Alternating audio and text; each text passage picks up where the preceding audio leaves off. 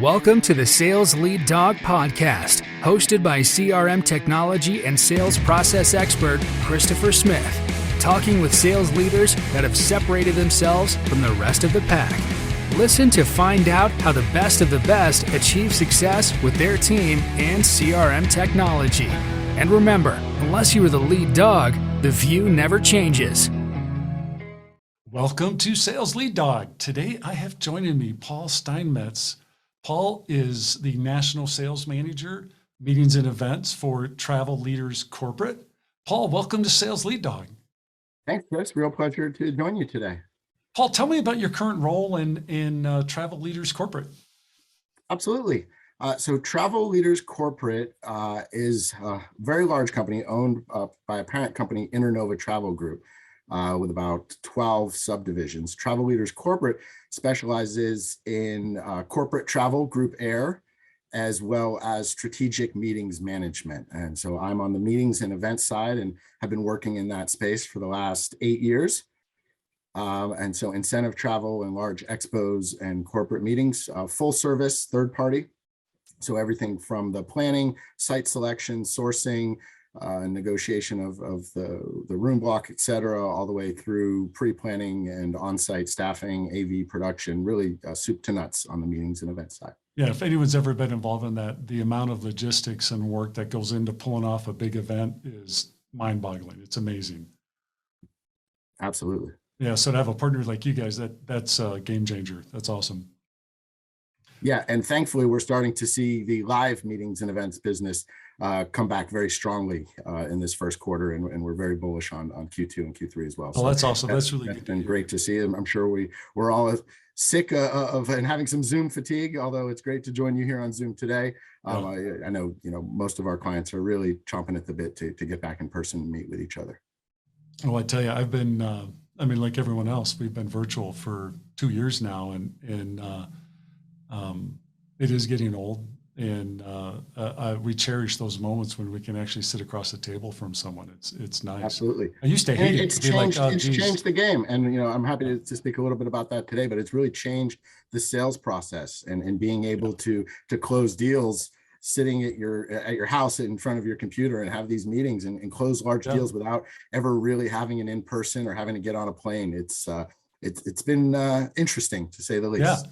And the cool thing is you only have to look nice from the waist up. That's it. You could be wearing a pair of shorts or whatever. No one's going to know. Well, I'll stay seated. I'll keep you in mystery. I appreciate that. I'll do the same. I'll pass it along. So Paul, think back over your career, because you've done a lot of different things. What are the 3 things that have really driven and led to your success? Yeah, thanks. I've definitely had a charmed career path, thankfully. The 3 things that have really, led to my success throughout, I would say, a true curiosity and hunger for knowledge, and really being interested in whether that's speaking with a client and being interested about their business or, them personally or the challenges that they're facing, but really having a genuine curiosity, persistence in sales, but a very professional persistence. I think there's a fine line between being a pain in the ass and being really persistent and effective as a salesperson. And it's a bit of a tightrope act. And so being able to do that successfully has been a big part of my success. And I would say,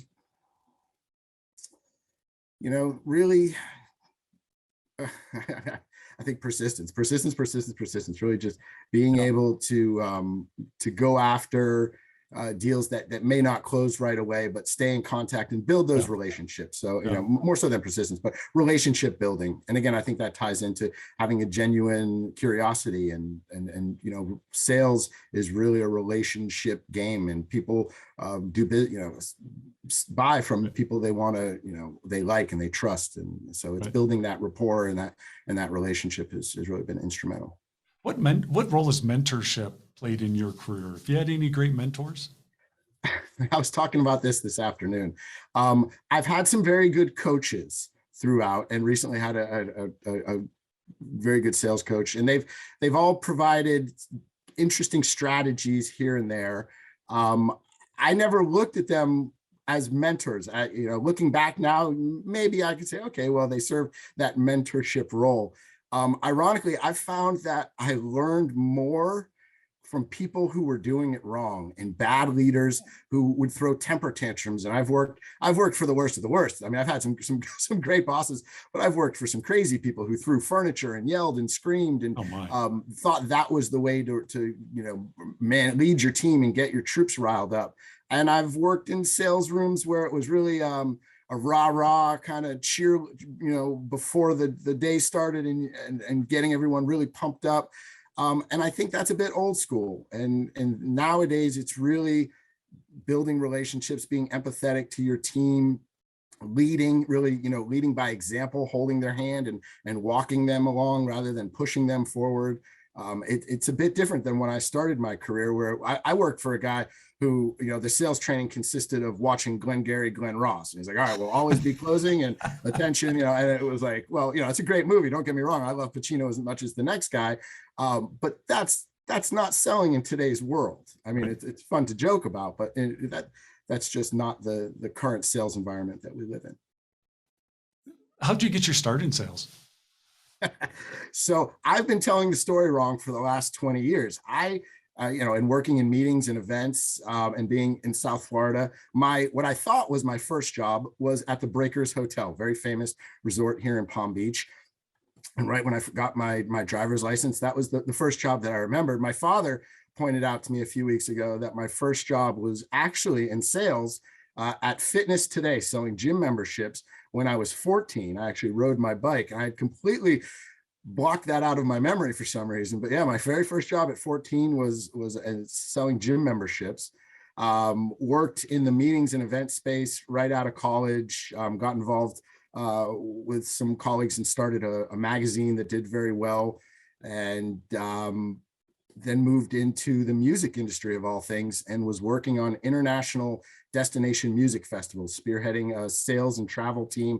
I had 10 sales agents. We were managing about 15,000 individual reservations for 5 different music festivals. They would take place on cruise ships. We would fully charter cruise ships, and we would fully charter all-inclusive resorts in Mexico and Jamaica and the Dominican Republic. And so that was an interesting experience, both from the sales side, just dealing with all kinds of interesting situations, both pre-event, on-site, wearing many different hats, but being a part of something really special and very large events, multi-million-dollar events that were very large-scale music festivals. And then, which was an amazing job. I actually met my wife on the beach in Jamaica at my very first event, and have my 2 beautiful daughters as a result of that job. So I always say that was the best job I ever had, because it really changed my life in the most profound way. But then having children and working in the music industry really don't go well together. So I got started on the meetings and events side, which is where I began my career. And for the last 6 years, I've been working pharmaceutical meetings, large expos, and most recently with travel leaders, building out their meetings and events side. Yeah. What's the worst sales job you ever had? I ironically, the worst one, looking back at it now, may have been the best one. At the time, I was in between jobs, and I started working at a call center. It was inbound calls, but they were running 24-hour shifts. It taught me how to sell. At the time, I was working weird hours. It wasn't a scam, but it didn't feel right. It turns out there were like 3 or 4 other companies in that same space that were running a scam out of India and stealing people's data. The firm I was with wasn't doing that, but when the FTC raided those companies, they didn't really care who was doing what. They assumed everyone. So I had probably the best month working there, and my paycheck went in. It was I remember right before Christmas, paycheck goes into my account, and then it gets immediately removed because their assets were seized. Right. So horrible job. I was kicking butt. But the training was great.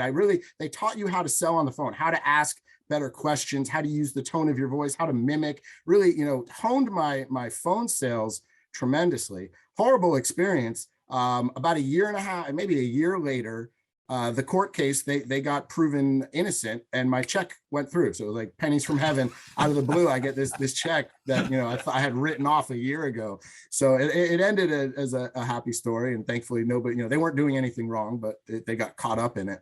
Yeah.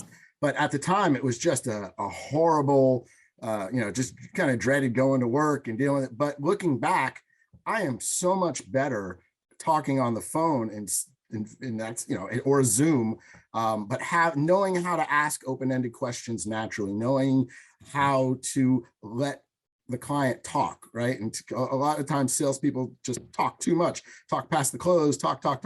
And it's oftentimes, I think, a sign of nervousness or lack of confidence, but being able to just let your client talk and absorb it and take good notes and ask relevant questions that are genuinely trying to solve their problem. If your end goal is, I'm just trying to make a quick buck and my focus is on the commission and I don't, give a crap if it moves to ops and they have a horrible experience, I just want to close it quick, then it's not going to be successful. But if you take a genuine concern and curiosity, people pick up on that and they want to do business with people who want to help them. What advice do you have someone who's just starting out in a sales career? Yeah. So again, I think, persistence is huge, not taking anything. Sales is rejection, and anybody who tells you different isn't in sales. It's being able to know that every no you get, you're that much closer to a yes, and really believe that, because you can hear it and you can say it, but if you don't believe it in your heart, it takes a lot to keep getting punched in the face and getting back up and keep going down and getting back up. But the ones who are able to do it are successful. And it truly is a numbers game. And obviously, if you're selling a great product at a great price that everybody wants, it makes it a lot easier. But regardless of what you're selling, I think know your product really is. If you're working somewhere, you don't believe in your product genuinely, or you have a lot of doubts or concerns about it, you should probably find something else to sell. If you can't really be an evangelist for your product from a place of honesty, people pick up on that. And I think you have to really believe in what you're selling. It certainly helps. And, if you want to sell used cars and you don't really care, then, but I think the people that are tuning into your podcast are professional salespeople that are looking to further their career. And I think there's a lot of opportunities right now. If you're not working in an industry you're passionate about, if you don't know what you're passionate about, I find that's a big thing for junior people. It's like, well, what do you want to do? It is a daunting question. I remember kind of sitting down with that one. I would say write a list, pros and cons. What am I good at? What do I like? As silly as it is. Okay, well, I like video games. Okay, well, there's a hell of a lot of sales roles at EA Sports and all these other companies and PlayStation. So if that's really what you're interested in or whatever it is, you may have to start at a junior position, but there's certain, to be working in something completely, opposite of that you're miserable going into work. And I think we're seeing that in the workplace right now with what's being called the Great Resignation, is that, there's an opportunity that people, if they were afraid of it, now they're not afraid of it because they either got furloughed or, they've been through this horrible experience that was COVID, and we're now on the other side. We made it. So that lack of knowing, right? That uncertainty that paralyzes so many of us doesn't exist like it did 2 years ago. It just doesn't. And so people who may have been in, a mediocre job, or they dreaded going to work, but it was, it's paying the bills, I'm okay, are now having the confidence to say, wow, I could be doing five other things that I'm interested in or passionate in. And I think that does make a huge difference. Yeah. What drove your decision to switch from sales to sales leadership? Wasn't so much of a decision as I was Really? sort of thrust into those positions. I've had several jobs where I was hired initially and then moved into a management leadership position for a variety of reasons. I worked for a company and we were sending technicians all over the United States. And one evening, one of the techs had, an issue with their hotels. I don't feel safe staying at this hotel. And I said, well, can you send me a picture of what it looks like, what's going on? She's like, it's dangerous here. And I was getting ready to, and she sent me a picture of an empty parking lot at, a Hampton Inn or something.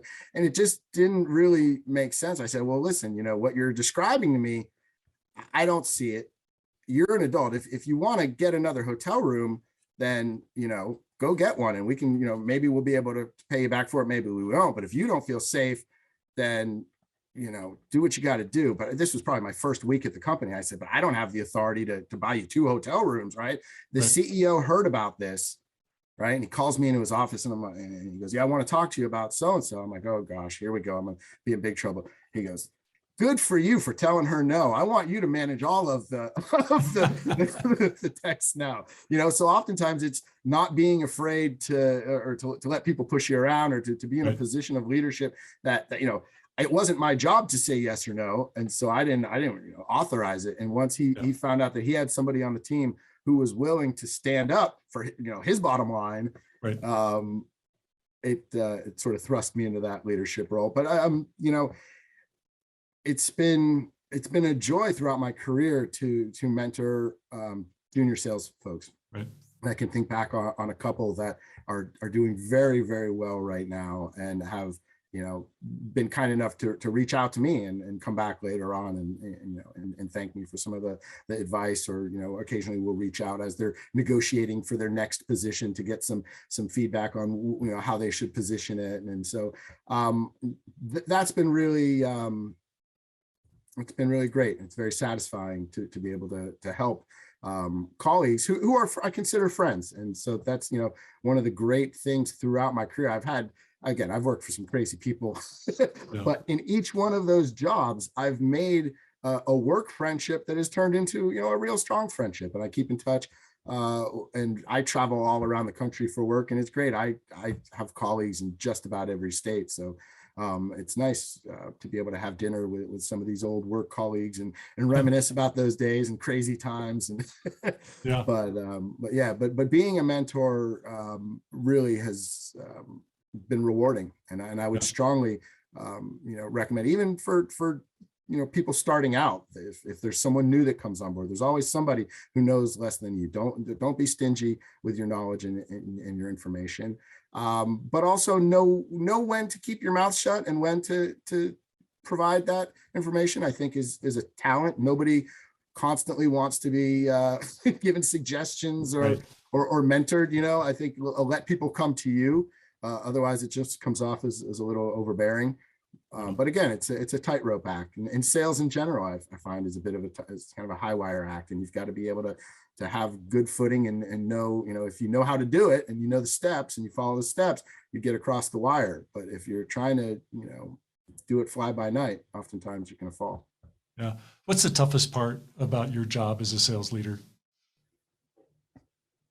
Right now, it's being virtual and having a disconnect if I need to speak to somebody and, they're not in front of their computer, or if they haven't responded back to an email. It's different than if I need you and I walk down the hall and pop into your office, and the organic conversations that solve other problems. I don't so much miss water cooler conversations about Game of Thrones and that kind of stuff.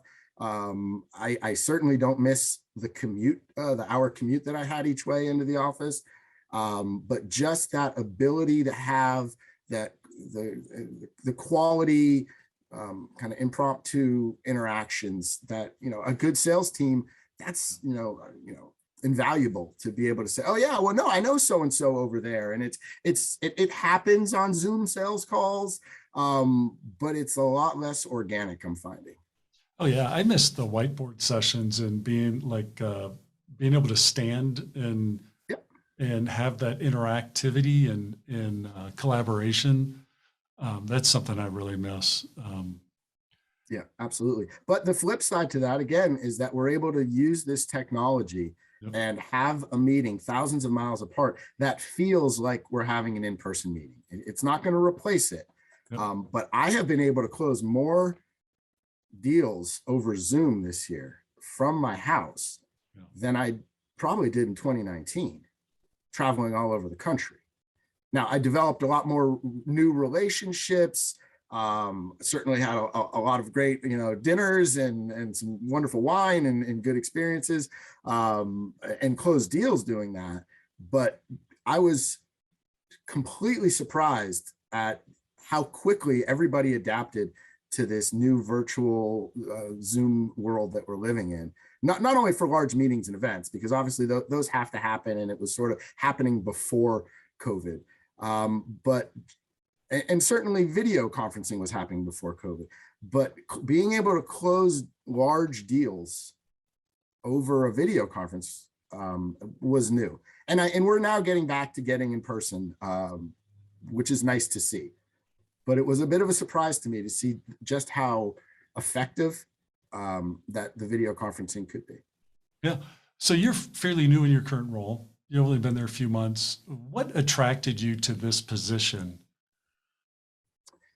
Yeah, I think the size of the company, their buying power, their position in the industry, really solid company, lots of different divisions, very well run. I at the time had two offers on the table. One was for an events company here locally. I know the owner. It's a totally different work environment. And I actually was able to speak to somebody who had worked there previously, which I'm so glad I did, because I got a bit of an eye-opening kind of inside baseball look into their company. And it was really not the work-life balance I was looking for. And when you're working for and I've done this throughout my career, I've worked for smaller kind of mom and pop companies. There's a lot of micromanagement and oversight and meetings every single day. She described these horrible meetings that, from 9 to 4 in the afternoon, and then you were expected to get all your work done at 4 in the afternoon. And if you weren't staying until, 10 o'clock at night, then you were looked at as, you weren't part of the team. So she described that. And so I ended up, going with the larger company, Travel Leaders. And I tell you, it has been the greatest blessing. It's I'm working on a great team. I really am enjoying the work that I'm doing. It's a well-known, respected name in the industry. Meetings are now coming back. We work with some very large Fortune 100 companies. So it's been great. And it was a step perfectly in the right direction from what I had been doing, which was more on the supplier and planner procurement side as a matchmaker. And this is more true sales leaders and sales hunter. When you come into a new role like this, how do you structure your first 90 days? So with this role, it's been a slower onboarding process than I'm ever been used to. And I think a lot of that has to do with COVID, that we're not all in an office sitting in a room getting a training. But it's been great. And it's been, my direct is he's like, what you're doing. You're an industry professional, go do it. And it's really been great to have that freedom, and knock wood, I've been doing really well and deals are coming in. It's been great to have a sales leader who trusts me and knows that I'm getting things done, and I'm able to produce, and that I'm coming into the position with a lot of experience and knowledge. And I think that's been really helpful for me, because I'm not having to go back with a lot of questions. He's not really having to check my work or stay on top of it. It's been great. As far as what I do for a first 90 days, structure my days, structure my calendar. I think Outlook, everybody uses Outlook, but how well are you using Outlook? If your Outlook only has appointments on it as they come in, you're probably not managing your day very effectively in Outlook. Between Siri, I don't yet have a personal assistant, a human, but I have one in my pocket, and she's more reliable than most of the personal assistants on the market. Really, set reminders. There's no excuse to be late to a sales appointment. If you're a salesperson, if you're not on your call 5 minutes, 7, 10 minutes early, you're late, because people do come on early. And it just doesn't look good. Have your deck up and ready, be prepared, schedule out in between your calls buffers. You're going to have to go to the bathroom. You're going to have to drink some water.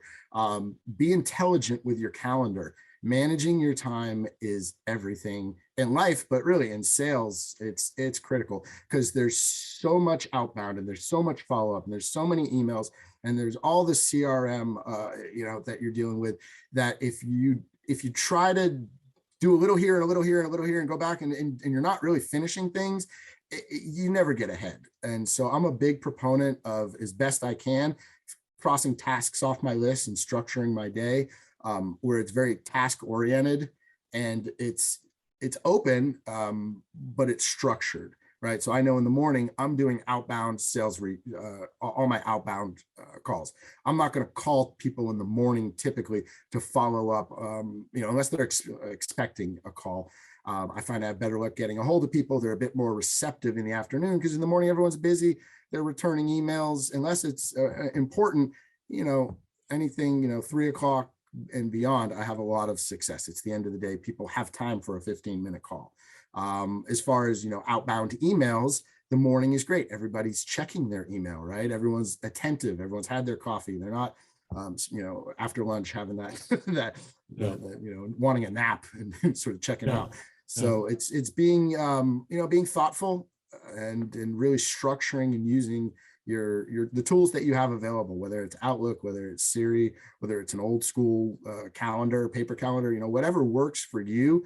If you don't have it written out, if you don't have it organized and on paper, you're not going to be as effective.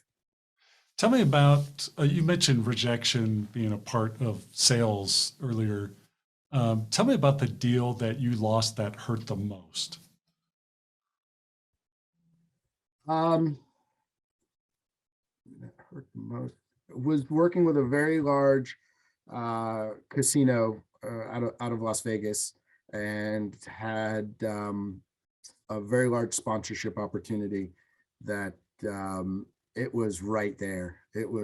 Everything was going perfectly, and then COVID happened, and all of the budgets got cut, and it was literally right about to close, right there for signature, right when the world turned upside down. And it would have been a home run. And it happens. I still have a wonderful relationship with my contacts there, and hope to do a lot of business with them in the future. But it was just a gut punch. Oh man, those are tough. It was nothing. And so listen, if you do something, if you put your foot in your mouth, if they get a hold of your price sheet, or your competitor, or somebody, a bad review online, there's a lot of things that can happen. But when it's just completely out of your control and there's a global pandemic, and I think a lot of people, everybody, felt that, whether you lost your job, whether it impacted your bottom line, or it was how do you leverage losses like that, or losing those deals as a learning opportunity? Yeah, again, you don't take it personally. I'm very confident that I could walk back in that office and close a large deal when the time is right.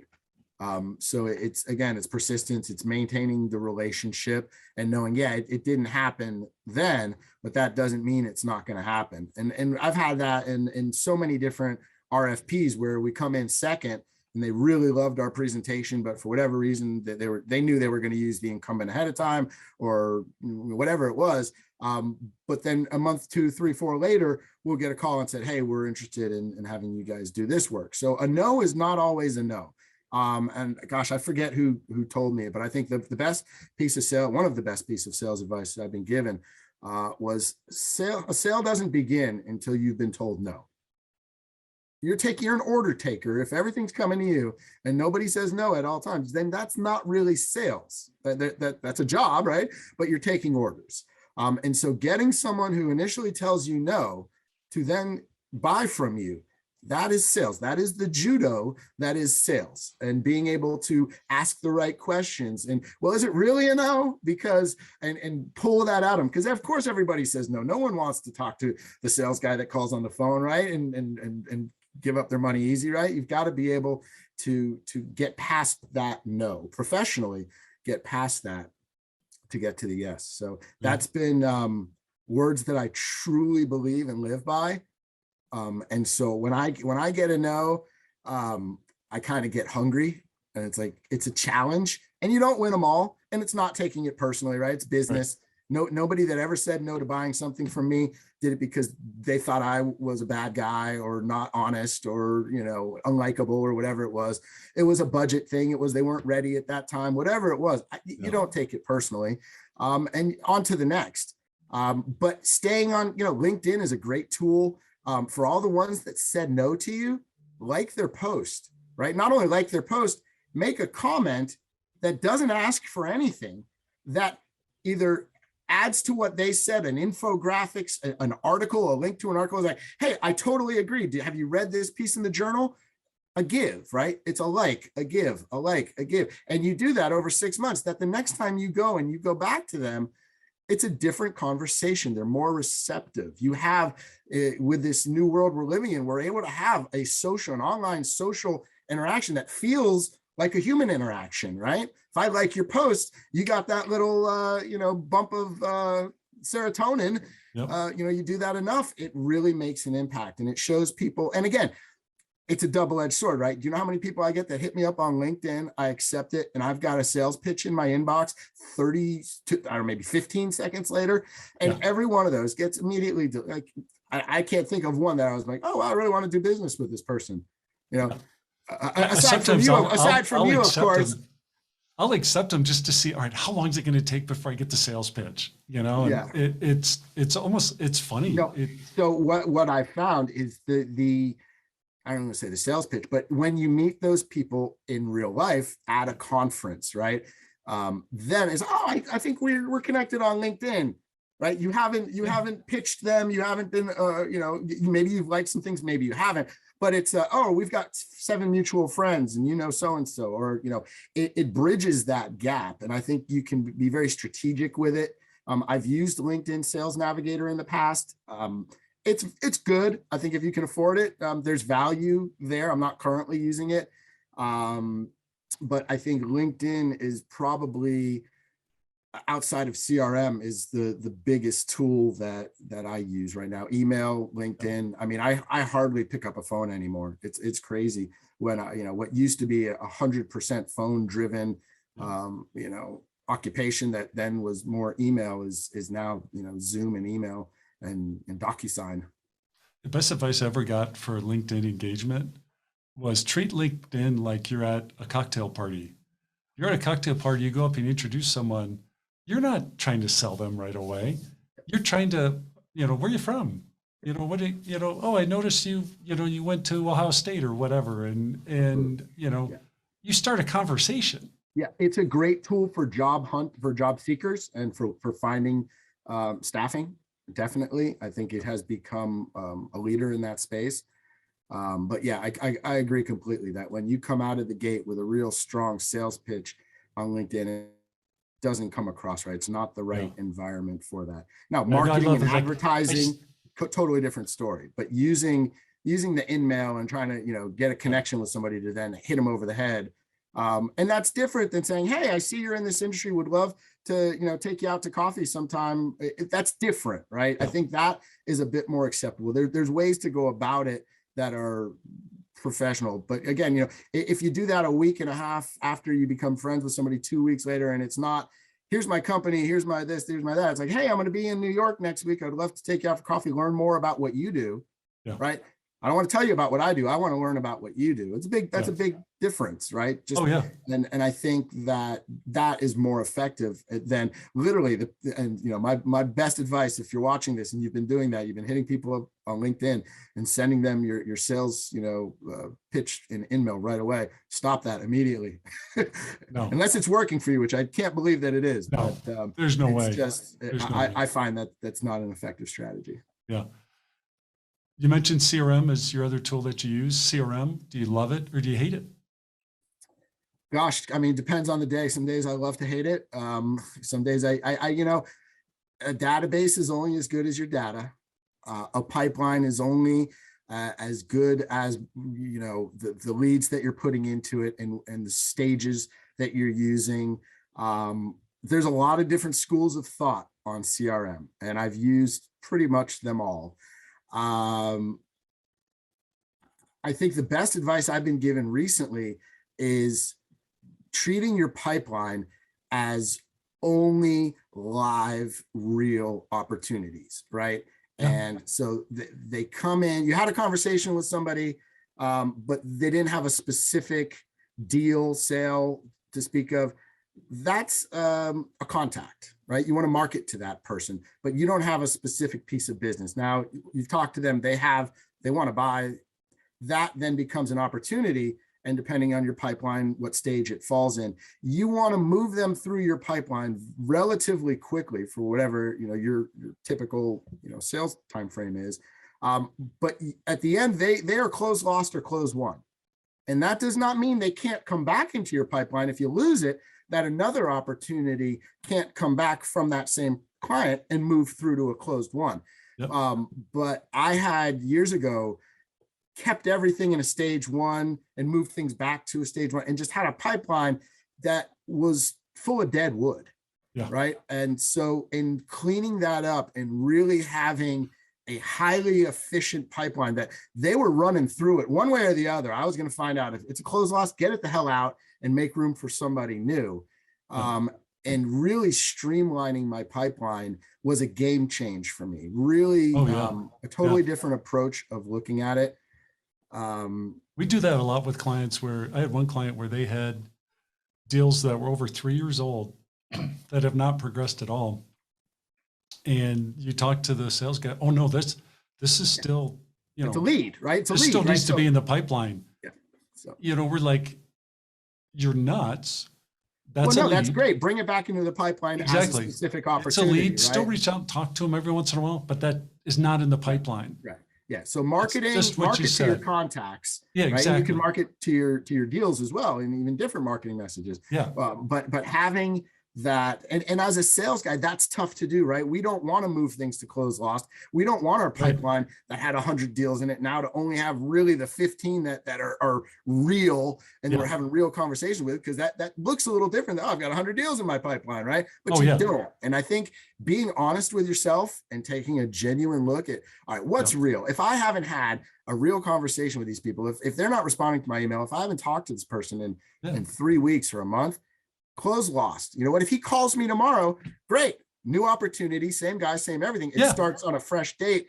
That was instrumental. It's so much easier to manage visually 20 or 30 prospects and really effectively communicate with them. Everything we talked about, like their posts on LinkedIn, send them an email, follow up, all the marketing that goes along with it. Then if you've got 100 things sitting in your pipeline, it just becomes a bit overwhelming. No, it is. And what we convinced that group is, hey, we're going to close stale, but we're going to close it. And then we're going to leverage CRM to send you a reminder that says, hey, follow up with this contact in 3 months. So you're not losing visibility. It's still there, but it's not in our pipeline, distorting our forecast and making us think like we've got $100 million pipeline. In reality, you got more like a $10 million pipeline. That's it, right? And that's the beauty of the CRM is when you use it correctly, you can really dial in your forecasting. You can be organized with your sales outreach, with all of your tasks, your follow-up, your reminders. It's a tool, right? It's if you use it to effectively, it can do a lot of great things. If you don't, right? I've got, I'm dealing right now where there's a lot of contacts that don't have any email in it, or they're a couple of years old. And I'm dealing right now with a big cleanup project. And it's frustrating when you're coming into something new. And again, your database is only as good as your data. 100% agree. That's the foundation of everything. And that's always like, if you're dealing with CRM or you're coming into a new situation with CRM, focus on your data first, get that squared away. Because if your data can't be trusted, nothing else matters. That's it. You got to get your data squared away first. And if you're starting out or if you're junior or a new business owner, know that going in, that it's so much easier to do it right the first time than to start untangling a bunch of spider webs and having all this corrupt data or incomplete data. I think it's important to really give it some thought. What's your end goal? What are the true metrics you're trying to capture, both for financials as well as customer profiles? What funnels are you looking to set up, for tracking your advertising? What different drip campaigns? And so I think there's a lot of great tools that CRM provides, providing you use them correctly, right? And I've worked with wonderful marketing directors who really knew how to structure campaigns that were just very high level drip campaigns based on what you clicked, you got different, and doing A/B testing and really figuring out what works. And I've worked for marketing directors who had no idea, and it was kind of rudimentary marketing, not tied to the CRM. And obviously, as much as you can integrate your marketing channels into your CRM to keep tabs on that, I've found that to be very useful. Yeah. Well, Paul, we're at our time here on this episode of Sales Lead Dog. I really appreciate you coming on the show. If people want to reach out and connect with you, learn more about you and your company, what's the best way for them to do that? Yeah, I would say LinkedIn, Paul Steinmetz on LinkedIn with Travel Leaders Corporate. And then I'm happy to reach out. And again, for anyone who has any meetings, events, or group travel, I'm certainly here to help. Or if you just have any sales questions or looking for some advice, my door is always open. That's awesome. And we'll have that contact info in our show notes. Be sure to check that out. Paul, thank you for coming on Sales Lead Dog. Thanks, Chris. It was a pleasure chatting with you. As we end this discussion on Sales Lead Dog, be sure to subscribe to catch all our episodes. On social media, follow us on LinkedIn, Facebook, and Instagram. Watch the videos on YouTube, and you can also find our episodes on our website at impellercrm.com/Sales Lead Dog. Sales Lead Dog is supported by Impeller CRM, delivering objectively better CRM for business, guaranteed.